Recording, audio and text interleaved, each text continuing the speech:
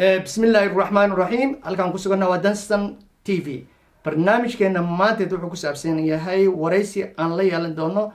Ali Nuur oo kamid ah xildhibaanada wadankan Denmark ee Soomaalida xildhibaan ku soo dhawow Danstan TV aad iyo aad baad u mahadsan tahay Faisal iyo mahadna waxaan u celinayaa Danstan oo iyagu halkaan igu marti qaaday inaan maanta fikradeyda aan ka dhiibto aniga nolosheeda aan wax idinka tuso aad baad ugu mahadsantihiin taas soo dhawow mar kaleeto xildhibaane waxaan rabnaa in aan taariikh nololeedkaada kaa weydiiyo waan soo gaabinayaa meeshaad ku dhalatay meesha wax kusoo baratay intaad imaan wadankan Denmark in hal mar noo soo koobtid aad baad u mahadsantahay Faisal anigu waxaan ku koray magaalada Xamar ayaan ku koray anoo qiyaastii jira 3 sano jira qiyaastii ilaa qiyaastii 5 sano hadaan ugu badnahay jira ayaan maartay imid magaalada Xamar imid halkaas ayaan dugsiga hoose ka bilaabay dugsiga quraanka halkaas aan ka dhigtay dugsiga secondary-gana waxaan kaga soo baxay dugsiga beeraha ee ku yaalay Afgooy ku yaalay ayaan kaga soo baxay markaas kadibna hadee nolosheeda waxay ahayd halkaas waan ka soo dhoofay markaas ayaan waxaan imid maartay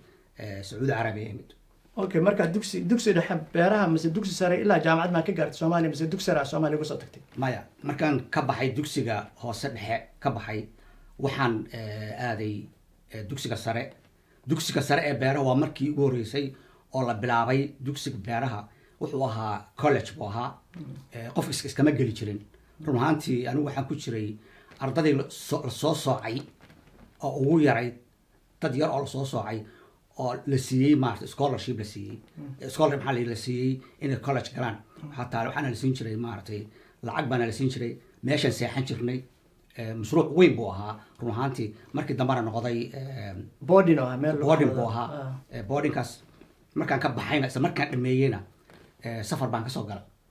gashay kadib safarkaaga halkeed ka imaad wadanka kugu horeeyay qurbaha ka imaad wadanka oo ahaa waxaan kasoo dhoofay Soomaaliya run ahaantii waxaan soo maray maartay runtii jid dheer baan soo maray waxaan kasoo dhoofay weligeena ma tegin dhinacan waqooyiga Soomaaliyeed weligeena ma aan tegin run ahaantii waxaan tegay Hargeysaan kasii tegay markaasaan waxaan tegay Djibouti ayaan ka dhoofay markaasaan waxaan aaday Sacuudi Carabiya ayaan tegay Jidda ayaan ku noolaa muddo dheer run ahaantii halkaas oo aan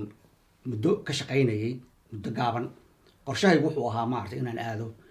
America aado ayaan u socday laakiin qorshaha halkaas iga maartay iga qasaare halkaasaan joogsaday sababtu waxa weeye qorsho aan ku talagalsanaayo ahaa xagga dhaqaalaha iyo waxyaalaha kale oo la xiriira oo kuwaas oo ayagu maartay si kala waji kala yeeshay ka bacdina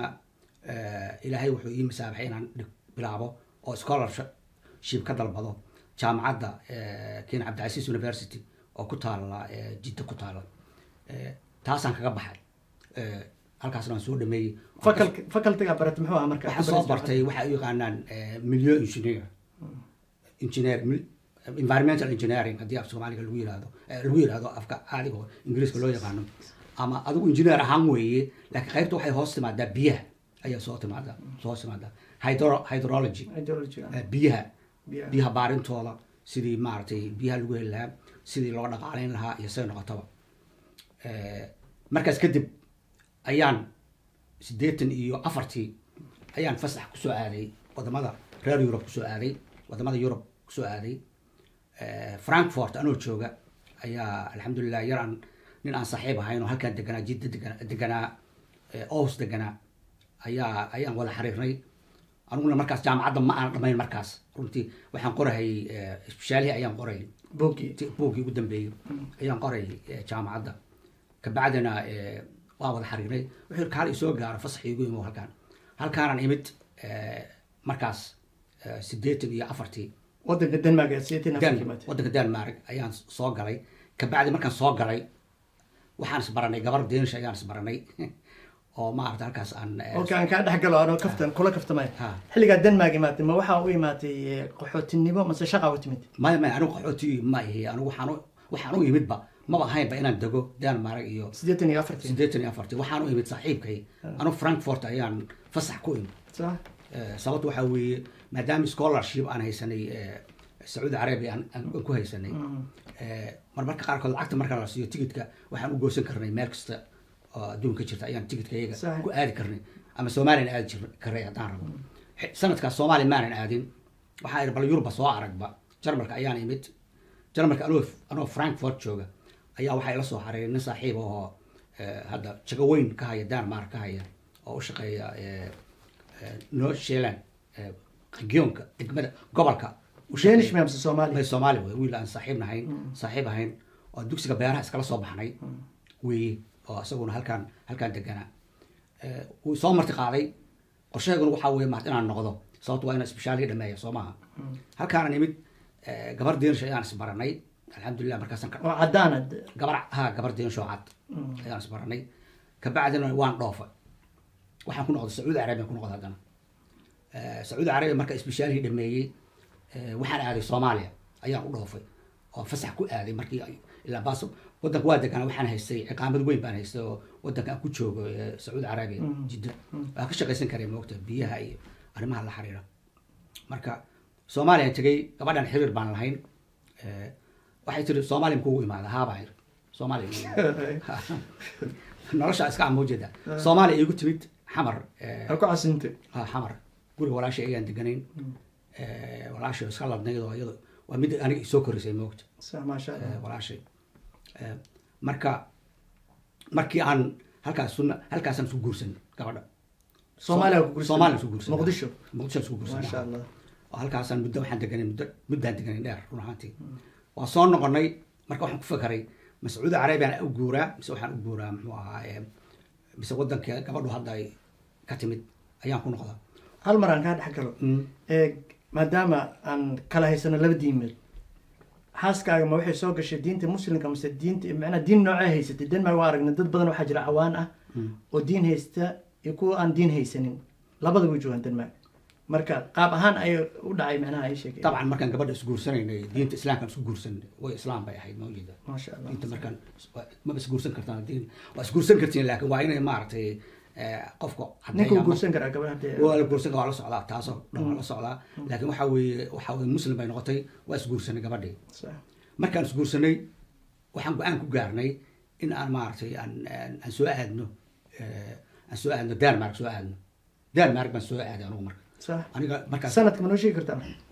waa isla sanadkii waxa weeye 80 iyo waxa weeye 85 ayaan soo noqday ayaan daan waxaan imid muxuu ahaa Denmark soo noqon hadda taariikhdu waa saas ba yani taariikhda marka halka laga bilaabo waxay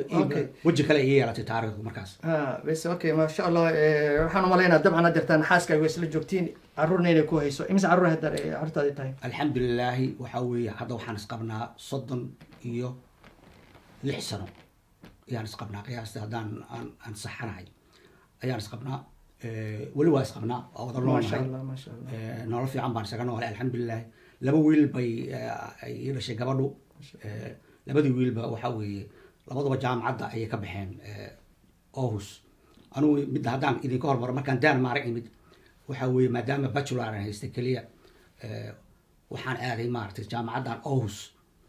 ayaan laba jaamacadood baa la ii ogolaaday inaan galo jaamacadda DTU jaamacadda ku taalo Copenhagen ku taalo qaybta caasimadda Denmark Copenhagen University ma jaamacad kale jirta jaamacaddaasna waa la ii ogolaatana waa la ii ogolaaday marka maadaama arrimaha aniga cilmigaan soo bartay uu ahaa science raacsan yahay oo biyahan ku saabsanaa jaamacaddan runtii Aarhus yani waxa weeye waa way lahayd mujida qaybta environmentiga qaybta biyaha marka waxay u lahayd qayb la yiraahdo hydrogeology qaybtii baan qaatay qaybtii baan kaga baxay qaybtaasaan waxaan kaga qaatay master of degree ayaan kaga qaatay caasimadda labaad ee Denmark jaamacadda qofkii saan u maleynahay Denmark qof jaamacad kaga baxay qof Soomaali ana ugu horeeyaan u maleynayaa marka alxamdulilah labadeed wiil labaduba jaamacadda iyaguna ka baxeen mid waxa weeye waxa loo yaqaano pedagogiska anthropology inaad taqaana ama ethnograph waxa loo yaqaano ayuu kaga baxay midka yaro midka kalena wuxuu kaga baxay computer science way Soomaalidu u yaqaanaan wuxuu noqday wuxuu bartay computerka halkan waxa loo yaqaanaa datology ayuu raacsan computer science IT marka uu ku shaqeeyaaba hadda uu deganaan jiray London buu deganaan jiray oo muddo ka shaqeynaya hadda uu soo noqday Aarhus buu degan yahay hadda wiil baa loo dhalay anaaba awoowo noqdayba marka asigana xaaskiisa Soomaali miya mise waxa waaye asigana Danish raadkii aabihiisuu raacay saan aniga dareemahay saan ujeedo saas wey waxaa weeye odayga marmarka qaarkood baa lagu daydaa ma ogta ama wax fiican baa looga daydaa qofka say u arka ma ujeedaa ama waxaa looga daydaa wax qalada marka waxay ku xiran tahay dadka Soomaalida ku xiran tahay si ay u qiimeeyaan laakiin waxaa weeye alxamdulilah laba wiil bay u dhashay dhawaan hadda waxaa laga joogaa 3 bilood mise 4 bilood baan maynay tahay sodoga noqotay awoowna waa noqday wallahi sodoga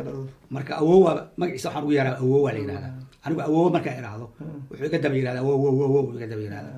marka alxamdulilah rabbil caalamiin kan kale wax ma dhalin laakiin waa shaqaysaa asaguna maasha Allah horta alxamdulilah macnaha waxa soo martay nolol macnaha sidii haddeertaan u jeed nolol fiican oo macnaha ii sheeg wayna ka muuqataa macnaha ii sheeg maasha Allah qoyskaagii waxaa haysta caruurtaadii familkaagii adigana macnaha ii sheeg waxaan usoo gudbaynaa marka dhinaca waxbarashadaadii iyo noloshaadii si fiican ayaad macnaha noogu sheegtay waddankan Denmark maxaa ka qabatay Denmark anu markaan soo galay anigu weligay markaan jaamacadda ka baxay kabacdi waxaa telefoon ii soo diray gabar naag Helge la oran jiray oo u shaqayn jirtay Dansk Folkeparti maxaa la yihahdaa Dansk Flutsiel ayaa waxay tiri waxaan samaynahayaa qayb baan ka samaynahayaa dad badan oo Soomaali ayaa imaanaya muxuu ahaa waxaan rabaa maarta inaad timaadid Singapore magaalo Singapore waa magaalo ku dhow caasimada labaad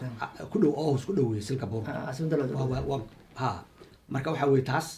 ayaan waxaan ka shaqaynaya runtii hal sano ka shaqaynay kabacdi anoo ka shaqaynaya ayaa waxa soo wacay muxuu ahaa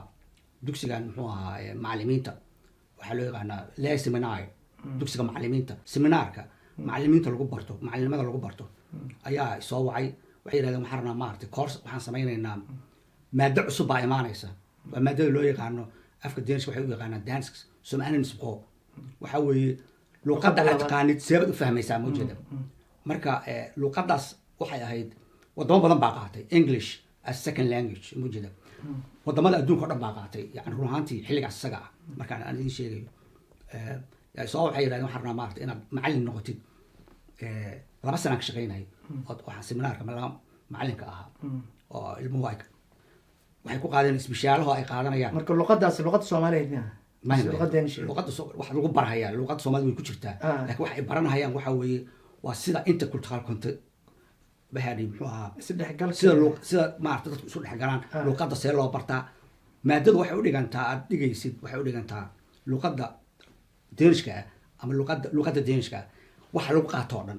haddaad fiiriso curriculumka aad fiirisid markaad fiirisid waa inay u dhigmaa waxaad dhigaysid CV-ga meesha waa inuu noqdaa soo ma jeedid waa inay bartaa grammarka waxaas oo dhan ma jida wax la socda weeye waa midda yani ilmaha loo baahay dadka ajaanibka ah markay Denmark yimaadaan inay ayagu bartaan maarta luqadda bartaan in bulshadu ay ku baraarugto oo ay fahamto maartay waddankan cusub ay soo galeen marka halkaas ayaa 2 sano ka dhigay oo macallinka ah anoo dhigaya anoo ruuxantii meesha macallinka ah ayaan maadooyin ka qaadan jiray xataa seminaarka waqtiga firaaqada aan ka qaadan jiray kabacdina alxamdulilah maartay macallinimada ayaan ka qaatay meesha waxaan la soconaa marka maadaama Denmark aad haddeertan 36 sano aad degan tahay meelo badan aad soo marmartay laakiin waqtiyadaada ugu dambeeyay waxaa culayska saartay dhinaca siyaasadda maxaa kugu kalifinaa siyaasadda macnaha aad soo dhex gashay run ahaantii mahadsanid Faysal dhinaca siyaasadda weligay baan xiisayn jiray run ahaantii markaan Sacuudi Carabiya deganaa oo jaamacadda dhiganahay scholarship baan haystay Soomaaliya waxa weeye dad Soomaaliyeed oo yani lagu cadaadin jiray yani Sacuudi Carabiya dadka yaqaanaa yani kuma wanaagsana maartay dadka kale oo ajaanibka markay soo galaan in si fiican loola dhaqmo kuma ay wanaagsaneen run ahaantii حتى waxaan sameynay urur noocaas oo kale ayaan sameynay urur waxaan sameeyay kubadda cagta jaamacadda inta dhiganay dadkii Soomaaliyeed oo xataa qaarkood yani dhibaatadu haysatay sida loogu dadaal marka siyaasadda weligay baan ku baraarugsanaa run ahaantii sababtu waxa weeye gurigaan kusoo korayba guri siyaasadeed buu ahaa walaashay waxay ahayd maanta waagi dambana siyaasadda si fiican u dhex gashay muujeeda xataa waxay gaartay maarta inay dowladdii jirtay si fiican ula shaqayn jirtay dowladdii kacaanka kuma tilmaami karo inay noqotay guulooda noqotay mawjada laakiin yani waxa weeye waxay ahayd run ahaantii qof dowladda si fiican ula shaqayn jirtay marka guriga aniga aan deganaa wuxuu ahaa guri siyaasadeed buu ahaa hama walba waxaa imaan jiray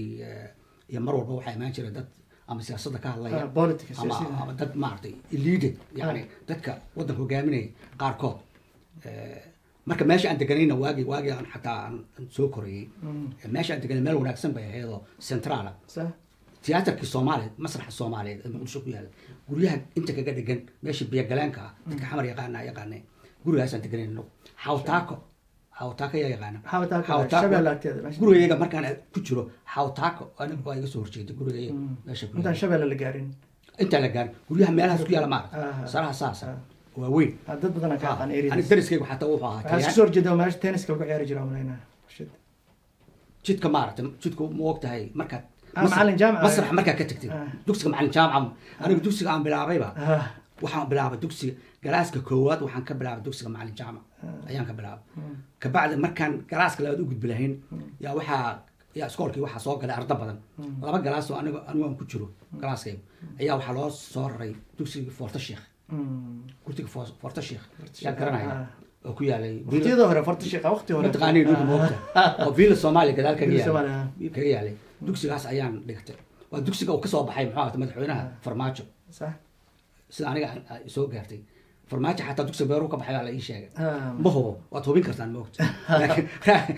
maanaha raadkiisa raacay mise isaga raadkayga raacay ma garanayo marka waxa weye meel fiican waan deganay siyaasadda run ahaantii marka weliga waa jecleed inaad siyaasadda macnaha ka mid noqotid qof siyaasi waa akhrisan jiray waa aad iyo aad baan maaragtay aan jeclahay siyaasadda aad baan u jeclahay anugu hadda siyaasaddan hadda aniga aan soo galay ayaamahan dambe yacni mid maahan isaga soo dhalatay inkastoo maalintii aniga aan bilaabayo 2005 ayaa aniga kuwa soo waxay Luisa Geede inaad garanaysaan moogi oo masarkii hore oo hadda magaalada Ows ka aan jiray magaalada Ows waa magaalada waxa weeye caasimada labaad dad badan baan degan ilaa 350,000 ilaa 50,000 ayaa degan magaalada ugu badan ee Soomaaliya marka Luisa Geede waxa uu xisbi kale ka socotaa oo la yiraahdo Venista la yiraahdo ayay ka dhinaca bidixda ku ah dhinaca siyaasadda ay raacsan tahay dhinaca bidixda ay raacsan yihiin Venista bidix ayaa soo wacday aniga soo wacday markaas iyo kuwa kale oo la joogay ayaa soo wacay waxay yiraahdeen waxaan rabaa maartay maadaama artikalaan qori jiray arrimo noocaas oo kala waxaan sameyn karay maartay waxa seminaariya iyo waxaan bixin jiray dadku igu barteen soo maaha maadaama dugsiga macallimiinta ka baxayn dhigi jirayna waxyaalo badan baan maartay marmarka qaarkood dadka waa wada kulmi jiray dadka noocaas oo kala ma jeedo soo waxaan rabaa inaan ku sharaxno waxay yiraahdeen xisbiga saas weeye waa xisbiga maartay Venista weeye saan weeye marka ayada ka dhacsiisay inay xisbigaas member ka noqoto waa laga dhaadiciyay Venista inaan sharaxo inaan xubin ka noqdo inaan sharaxo waa sharax hal xilli baan ku jiray xisbiga Venista hadda waa marka waji kale yeelan doonta hadaan ka hadlo laakiin xisbigaas ayaan ku bilaabay 2005 waa anigii bilaabay markaas hal xilli baan ku jiray kabacdi waa anigii soo galay ku wareegay xisbiga Social Democrat oo hadda aan ku jiro marka saas xisbiga dimuqraadiga mid ka diraka social dimuqraadiga xisbigaas ka tahay okay marka haddii la fiiriyo inta xisbiyadaas ku jirtay imise sanay noqon kartaa xisbiyada intaan horta ku jirto siyaasadda waxaan soo galay markama aan bixin ma ujeedaa 2005 ilaa hadda saa usoo laakiin anu siyaasad ahaan intaan hadda buuqad ku jiray waa 10 sano waxaa ku jira qiyaastii yani mar baan soo gelin ma ujeeda marar baa jira aan soo gelin laakiin mar baan soo gelin waa concept markii kugu horeeyay marka sanadkee waa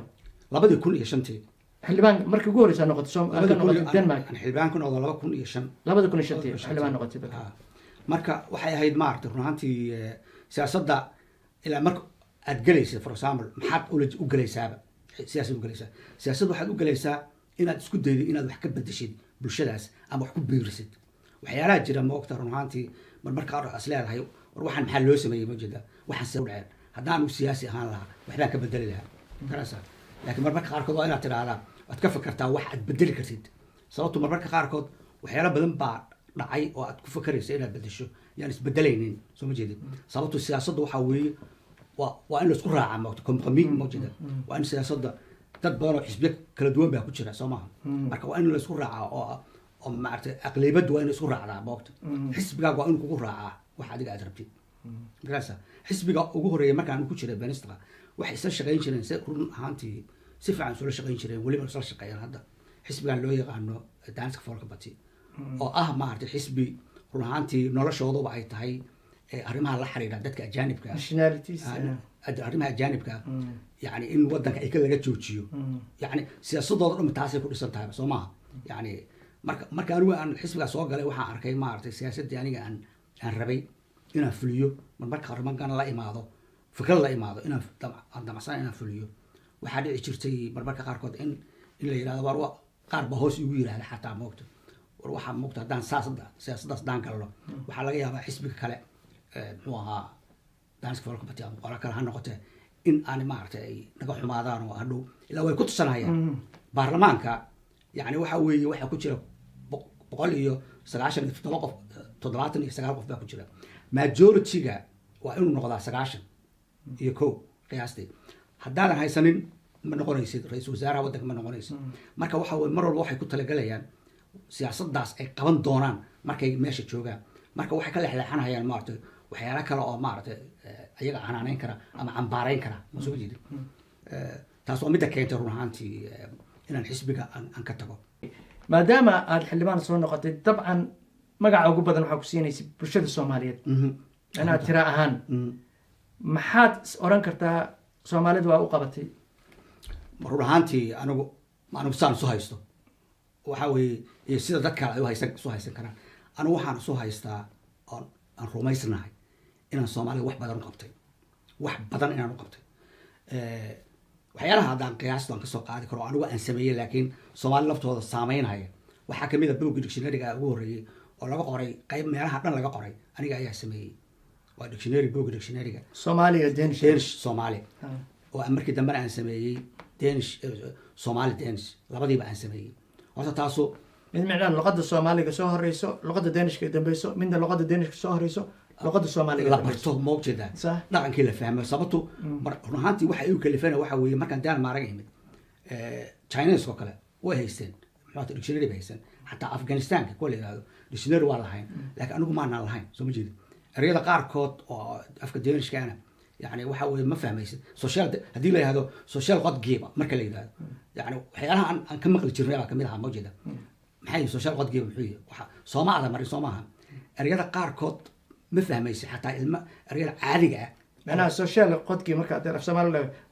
waa gelin bulshada way la taliyaha ma bulshada yani hadaa tiraahdo anigu markaan sameeynahay maadaama horta naxwaha ayaan ku wanaagsanahay luqadaha aad iyo aad baan u xiiseeyaa waana jeclahay markaasa tan iga qabsatay waxa weeye marka aan u sameynayay kalama aan tashan yani qof yani luqad yaqaana ma aan arag baan muuqto qof yiraahda ana naxwi aqaano oo erayada saasa loo kala raayo hinkaadu saana la yiraahdaa laakiin aniga mid ay muuqatay waxa weeye eraygan maxaa lagu yiraahdaa afdeens lagu yiraahdaa eraygan muxuu marka saasa u qoray dictionary-ga horta waxyaalahan u qabtay waxyaalahaas kamid ah si waa gelin fiican oo helaan ay wixii akhristaan luqadda ay ku baraarugaan way wada gateen library-ga kasoo daysanayeen ilaa darbu yaala ilaa haddana waa yaala xataa library waa yaala marka run ahaantii yani wax weyn bay ka dheefeen midaas weeye midda labaad yani waxa weeye waxaa jirtay maaragtay inaan mashruuc weyn oo run ahaantii dadka kale way ogyihiin laakiin waxaa laga yaabaa dadka qaarkood cusub inaysan ogeyn soo ma jeedin waxa weeye mashruucu ku saabsanaa dadka waaweyn dargelin sida loo daryeelo dadka waaweyn moogta meesha blayamka si looga shaqeeyo social sunhays loo noqdo soo ma jeedin see looga shaqeeyo dadka waaweyn see loo daryeelo dhibaatada weyn oo iga soo qabsatay 6 bilood oo kaamila ayaan ku daba jiray in maarta mashruucaas uu noqdo mashruuc muxuu ahaa labada muxuu ahaa qaybtan wadda meeshan aan deganahay waxay leeyahay magistraat afka Soomaaliya waxa lagu yiraahdo dadka garanaya ii sheeg karaan mujida yani qaybaha ay leeyihiin department laba waxay leeyihiin waxa sida loo maamulo wadankan degmadan Aarhus loo maamulo waa magistraat waxay leeyihiin 5 qaybood oo qayb raacsan ana guddi shura af Soomaaliya ku dhaha andaha guddi shura ana lagala tashto magaalada qolmaanka for example qolmaanku wuxuu asagu maamulaya for example midka waxbarashadu waxaa loo yaqaanaa dad lagala tashto xagga waxbarashada asaga maamulaya lacagta loo dhiibo hadda for example raacsan ilmaha bana oon waxa loo yaqaano iyo dhalinyarada waxa waa meesha ugu lacag badan 4 milyan ilaa 5 milyan weeye wuxuu maamulayo soo ma jeedin sidii iskoolka loo socodsiin lahaa inta iskuulaha jira waxbarashada si loo socodsiin lahaa siyaasadda ka timaada waddanka ka timaada marka guddi oo kala tashto waxa weeye waa qaybay leedahay ma jeeda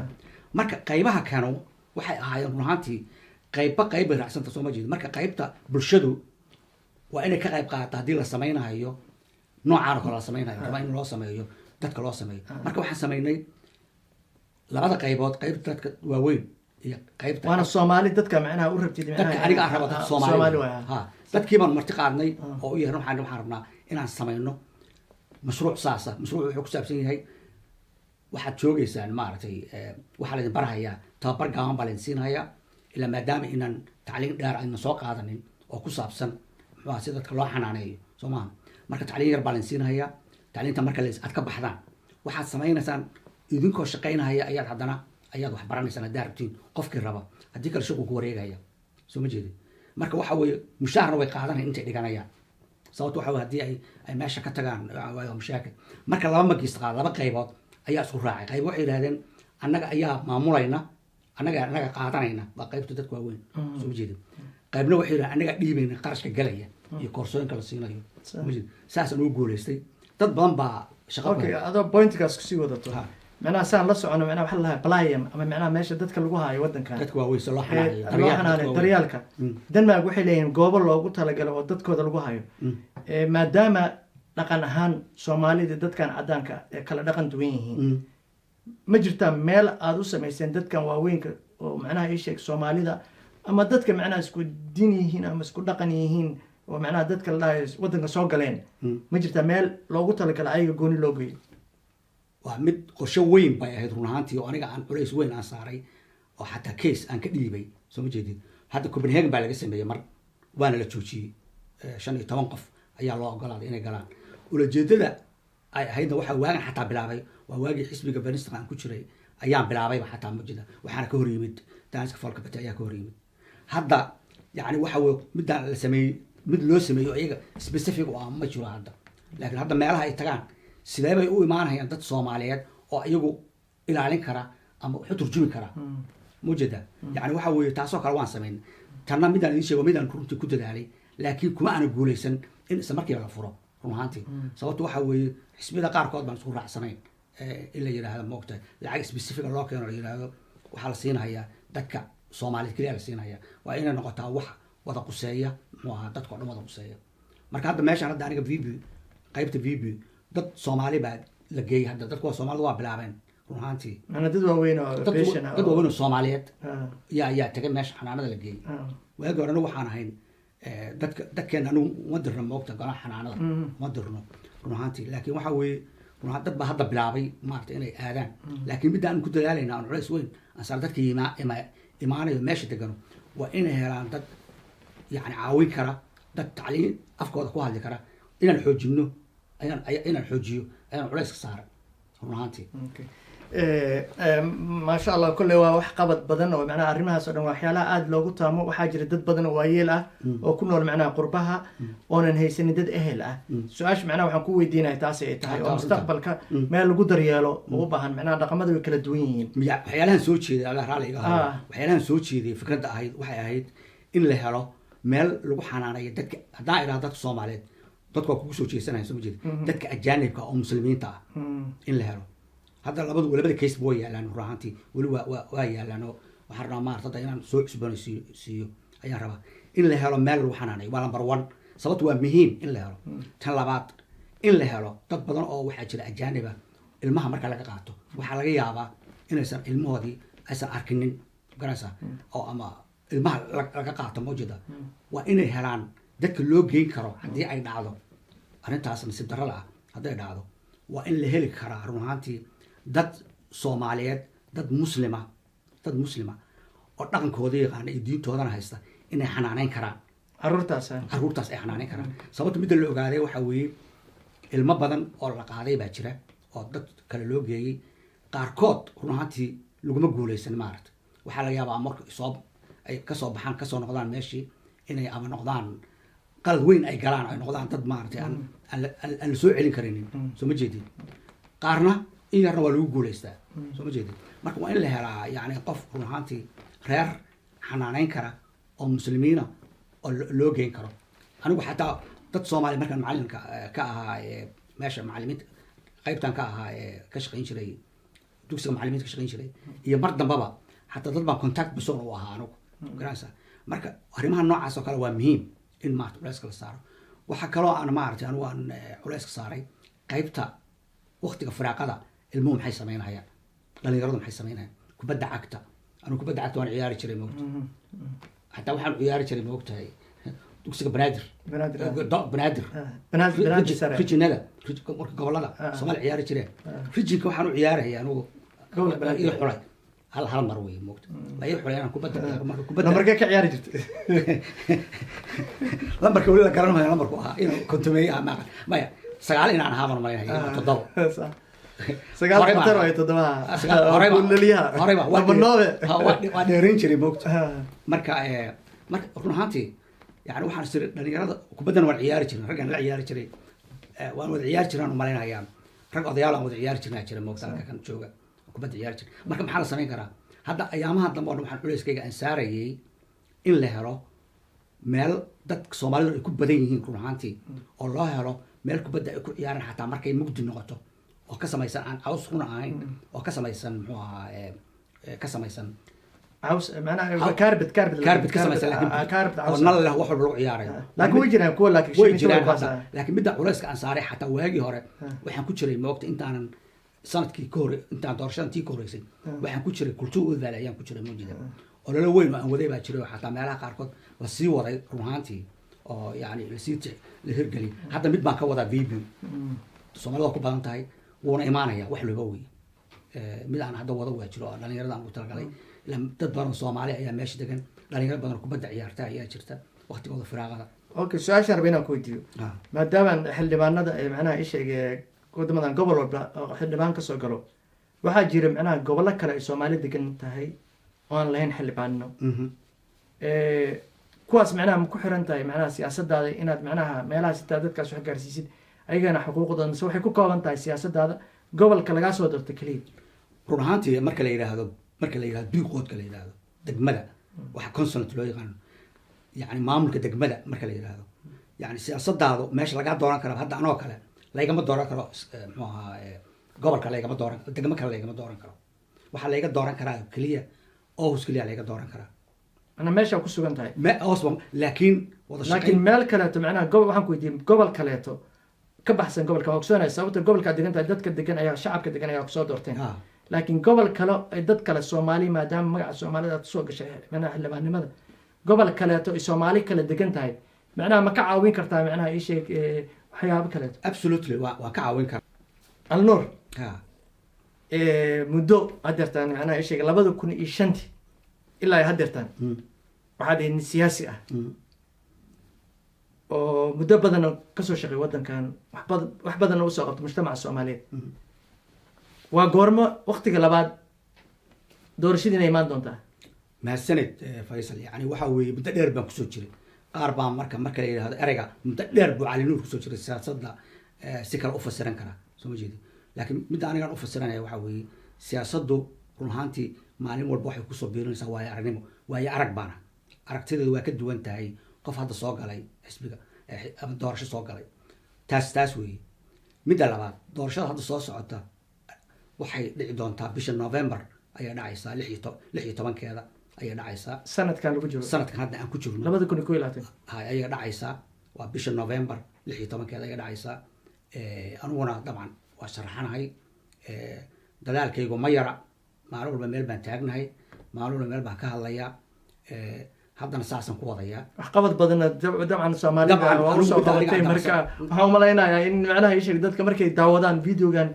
waxyaalo badan ayna ogeyn inay maanta ogaan doonaan mada waa absolutely waa horta anigu aad iyo aad baan u faraxsanahay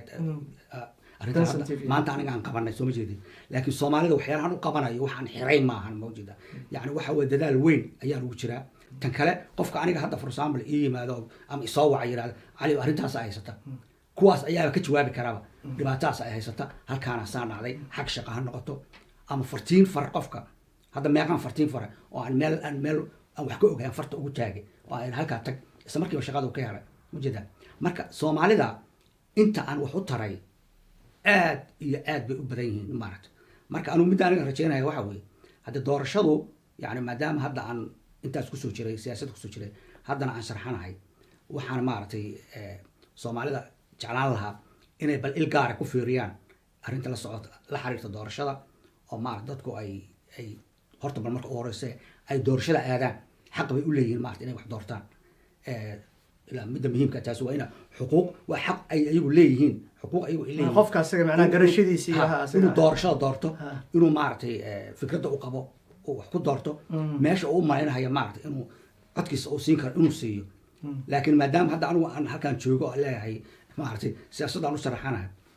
midaan oran karaa waxa weeye dadka walaalayaal oo maaragtay fikradeyda u malaynaya inay ama wax tari doonto magaranaysaa waxyaalahan soo wado ama waxaan u qabtay ay wax tari karaan waxaan maaragtay rajeynaya iyaguna maaragtay inay ilgaara igu fiiriyaan oo ay arkaan siyaasadda saan u wado gunaanadkii iyo barnaamijka gabagabadiisa maadaama aan waxyaalo badan ka hadalnay maxaa ummadda soomaaliyeed fikrad ama la talin ama digniin aada usoo tabin lahayd soomaalida run ahaantii digniintaan usoo jeedinayo waa mid aan weligii usoo jeedin jiray soo ma jeedin soomaalida waxaan leeyahay ilmihiina ka taxadara waa mid muhiima ilmihiina waxbarashadooda iyo say u nool yihiin waddanka u nool yihiin ka fakara waa mid aad iyo aad muhiim u ah tan labaad bulshada aad ku dhex jirtaan soomaali haddaad tihiin waxaad uga faa'iidaysan kartaan idinka oo bulshada qayb ka noqda qofna ku oran mahayo diintaada iska tuur dhaqankaaga iska tuur qofka oranhaya ma jiro yani midda lagu leeyahay kaliya waxa weeye aan idiin soo jeedinaya waxa weeye in aad bulshadan aad ku nooshihiin aad si fiican uga faa'iidaysataan oo aad na ogaataanna yani meesha ilmihiinu habeenkii ay aadayaan maalintii aadayaan waqtiga ay guriga imaanahayaan waa inaad ogaataan waa mid muhiima insha allah waxaan rajeynaynaa xildhibaan in macnaha ii sheeg sanadkan insha allah aad ka mid noqon doontid macnaha ii sheeg xildhibaannimadaad sii wadan doontid waxaan rajeynayaa inaa mujtamac badan oo soomaaliyeed waxqabadkaaga aada usoo kordhin doontid waxaan ummadda soomaaliyeedna inii soo gudbinaynaa barnaamijkan oo xildhibaankaan ku wareysanaynay cali nuur waxqabadkiisii iyo sida soomaalida oo magaaladan owsa qaasad degan waxa u qabtay kusoo dhawo dansanam t v asalaamu calaykum waraxmat ullaahi wabarakaatu intaan ku kulmi doona barnaamij lamida midkan waxaan leeyahay assalaamu calaykum waraxmat ullaahi wabarakaatu mahadsanidin